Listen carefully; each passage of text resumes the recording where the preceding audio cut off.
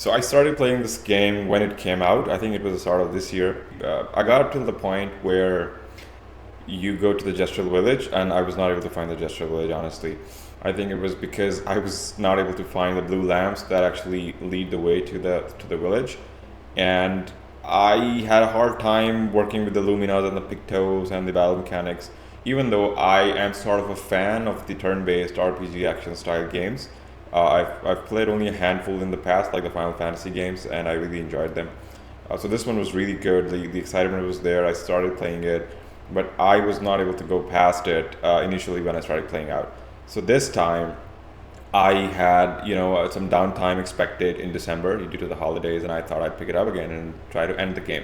And so this time, because I had been stuck at that place, the Gestural Village, the last time I started playing it, I looked up a bunch of guides to basically make the game easier for me, because I'm somebody.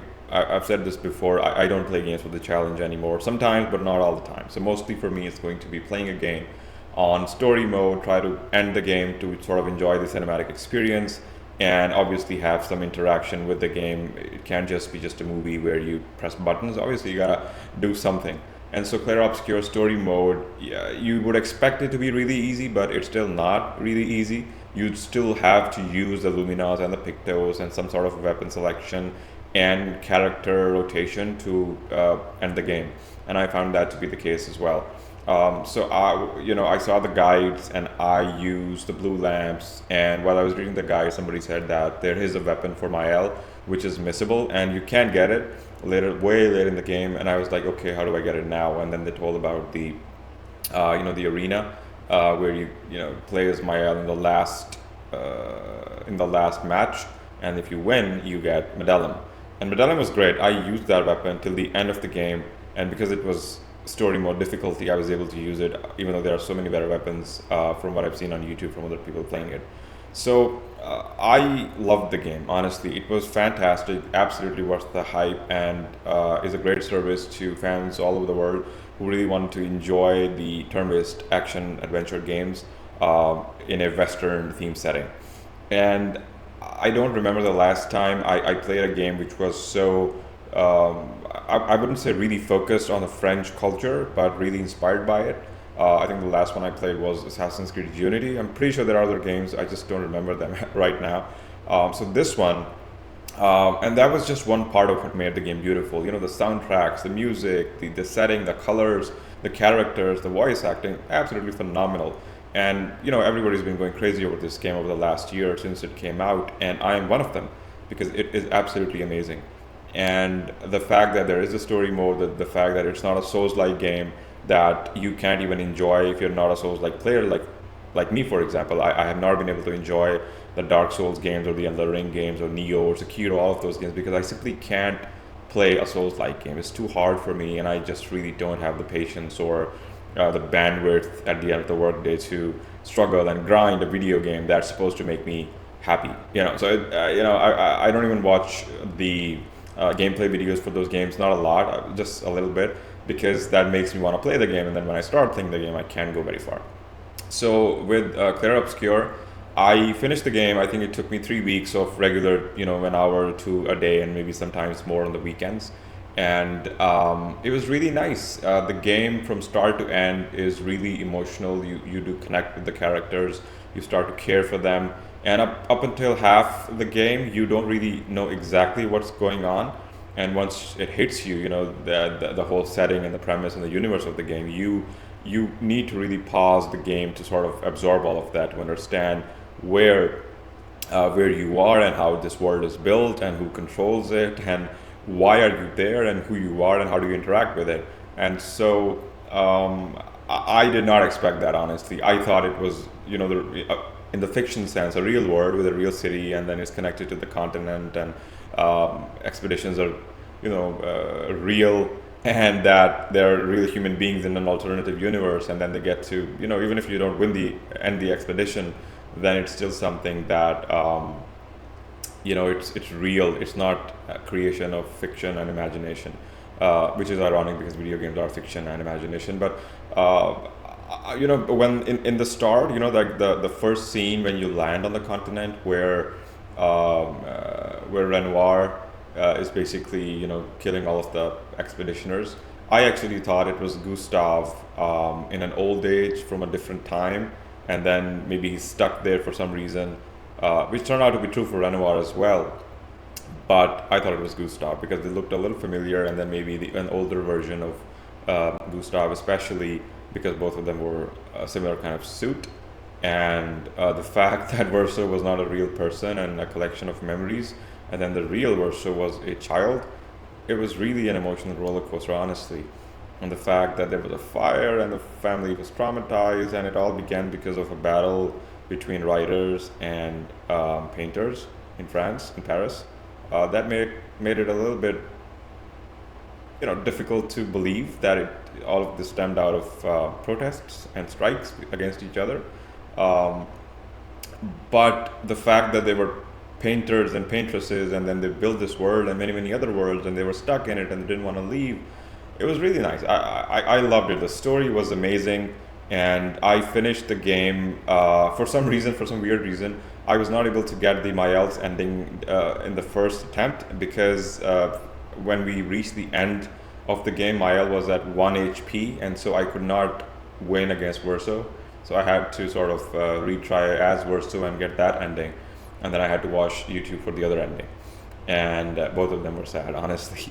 But I do have a point here that I would prefer if games were happier. I understand sadness is a very strong emotion, and your ability to elicit that from your viewers or players is fantastic, obviously.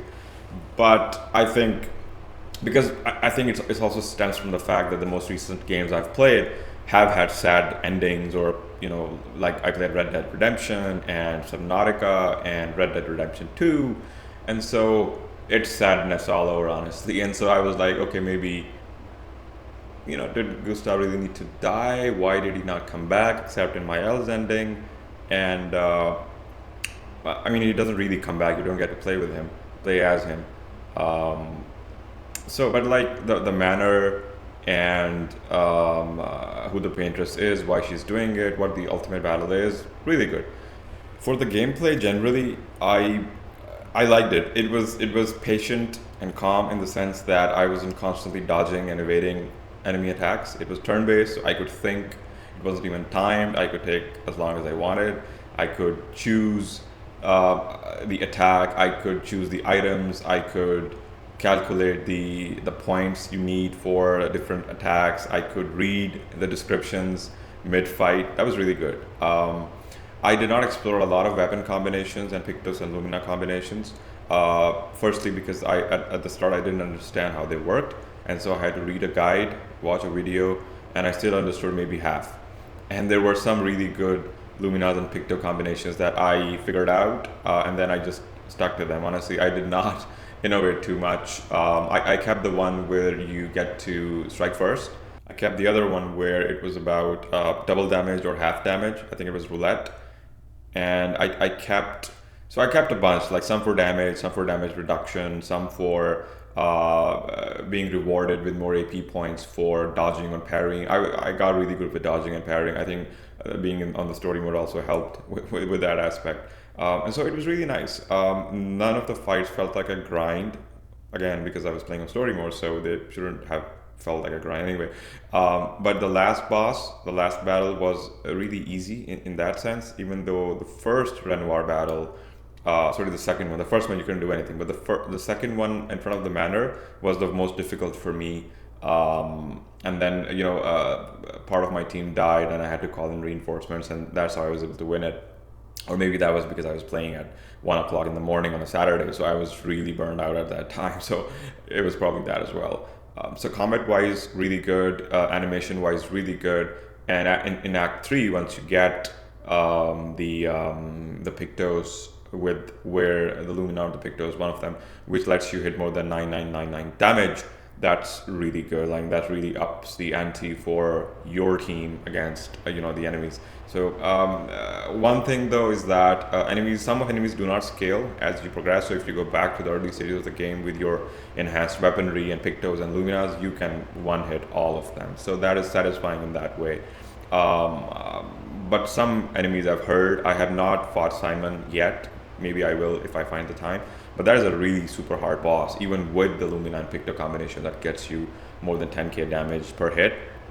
And so that seems like a grind. So I probably won't play that for a bit. But otherwise, the combat was great. It was powerful. You felt like you were really empowered and enabled to do a lot of damage, to stun, to parry, to break, and you have elemental combinations with fire, ice, earth. I think there's another one as well, and I mostly played with Mael and Lune and Verso, after Gustav, and then in other scenarios I played with Gustav, Mael, and Lune. I don't remember ever playing with Monaco or Seal. I tried Seal a bit, but I just didn't have the mind to figure out the her magic power side of the thing. And Monaco, I think it felt like a grind as well, because I think you had to defeat Nevrons and Axons to get their legs. I think it was where you actually unlock most of his powers. And then I was like, I just really don't have the time for that. And Mael is good, Mael is great.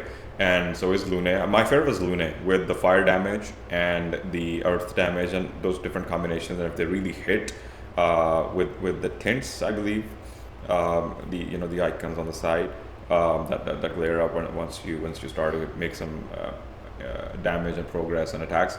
So Lune was my favorite when it came to playing with one of the characters. It was really easy to navigate once Eskia learns all of those tricks.